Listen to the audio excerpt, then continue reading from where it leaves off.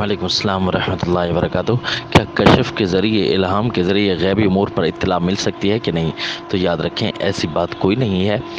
गैबी उमूर पर इत्तला अल्लाह के अलावा और किसी को नहीं होती।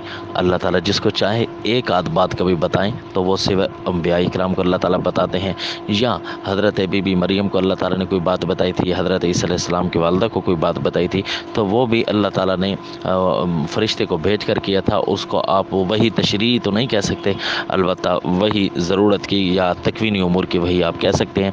इसके अलावा अल्लाह ताला किसी को यूँ नहीं बता देते कि फ़लाँ काम होने वाला है। बस उनके दिलो दिमाग के अंदर अल्लाह ताला एक ऐसी रूहानियत और ताकत या तजर्बा दे देते हैं कि वो कुछ ना कुछ आइडिया सही करके लगा सकते हैं, अगरचे अथेंटिक और 100% वो भी नहीं होता।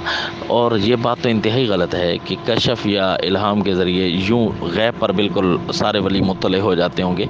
अगर यूँ ही है कि गैब पर मुत्तले हो जाते हैं या कशफ कबूर हो रहा होता है कि कब्र वालों का क्या हाल अहवाल है जी, वो कशफ के ज़रिए मालूम हो जाएगा, या कशफ सुदूर हो जाएंगे जी कि सीनों के हाल दरियाफ़्त होने लग जाएंगे, तो ऐसी बात बिल्कुल नहीं है। अगर ऐसी बात कोई होती तो शरीयत इस्लामिया उस वक़्त यह हुक्म ज़रूर लागू करती कि ऐसे लोगों को अवाम की खिदमत करनी चाहिए, कम अज़ कम कचहरियों थानों में बैठना चाहिए, क्योंकि पता तो चल जाए कौन चोर, कौन डाकू, कौन गलत, कौन सही।